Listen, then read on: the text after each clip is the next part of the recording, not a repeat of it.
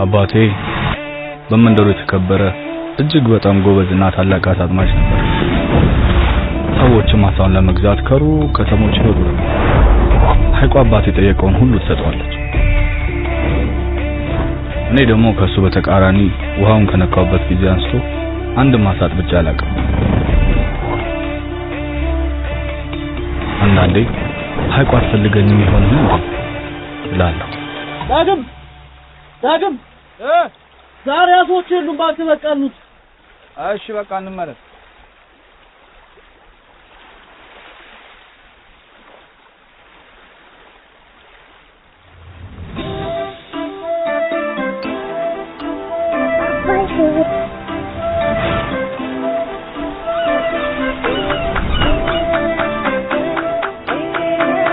ዳቦ አለ?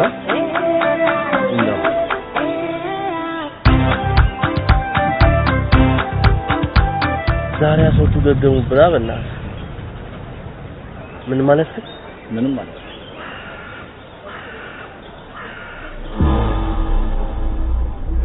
ዛሬም አላስክማ። ሐይቁ አንተን አትፈልግም።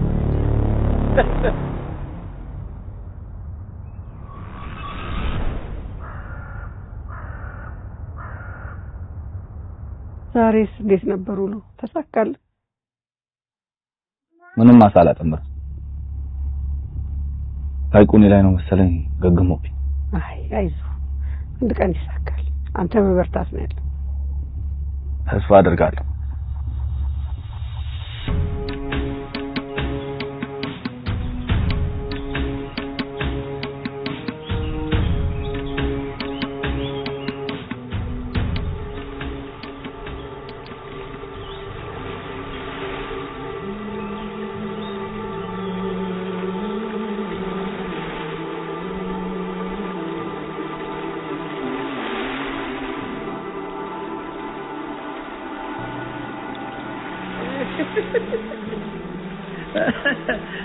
ጥቅም የለውም እኮ ዝም ብሎ እኮ ሐይቅ ላይ የሚከራተተው። እንሂድ በእናትህ በቃ ና።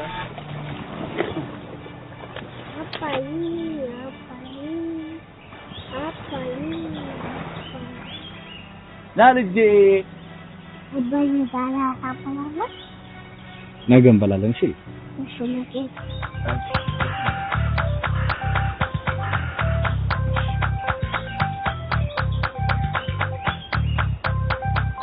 ዳቦስ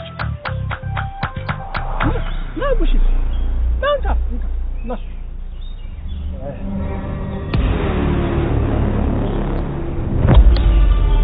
ስማ፣ ሁለተኛ ከሰው ነበርሽ ነግሬ ነበር እኮ ሐይቁ አንተን አትፈልግም። የማን ልጅ እንደሆንኩ ግን ታውቃለህ? አባትህማ እንኳን ለራሱ ለሰፈሩ ሁሉ ይበቃል። ግን አንተ ልጅህን ደረቅ ዳቦ ታበላው። ምንድን ነው እሸበላለሁ? እንዴት ነው? ዞር በሉ ልቀቅ። ወደ ቤት ከመሄዱ እሺ ልጅ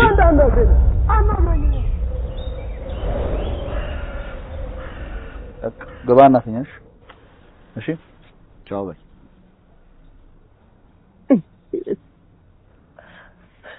ተኝ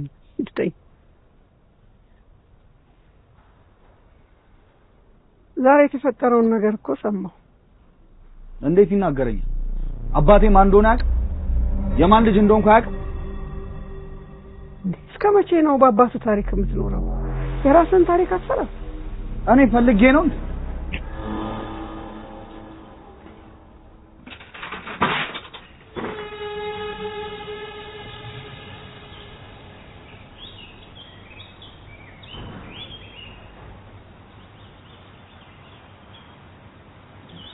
ልጄ ስለታገልክ አይደለም። አንተ ዝግጁ ስትሆን ሐይቋ ራሷ አሳውን ትሰጥሃለች። ለዛች ቀን ተዘጋጅ።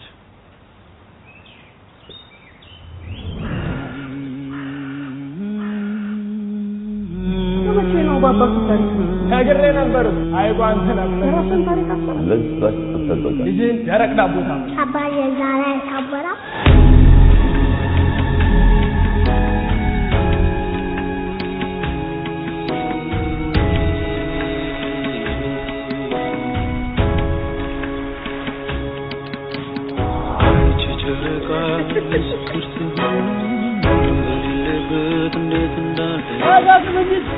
ሂዱ ነው ቆያለሁ በጣም ቀኝ የሚገዛ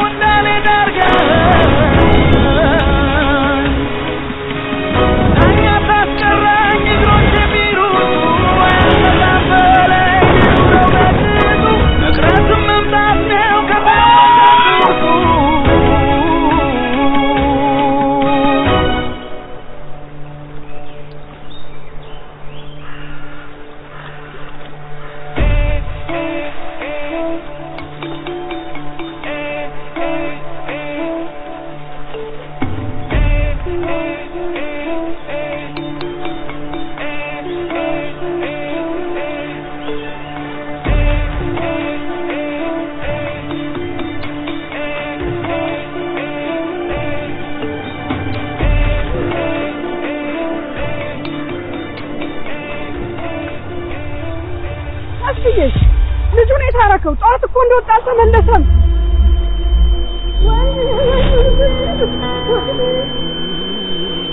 አንተ ወንዝምን ከፍ ያወጣ በሌለበት ጅንጅን ያህል አካል ወስደህ እንደ ልዋጭ በሳት ቀይርከው የተስፋዬን ምንጭ ቢመለስ ብዬ ከመንገድ የቆምኩት መጫወኩኝ ልጄ ባሳ እንደቀየርኩት ለታሪክ ስታገል ተስፋዬን አጣሁት ደስታዬን ወስጄ ለወንዙ ሰጠሁት በሌለበት ነበር ቤቴ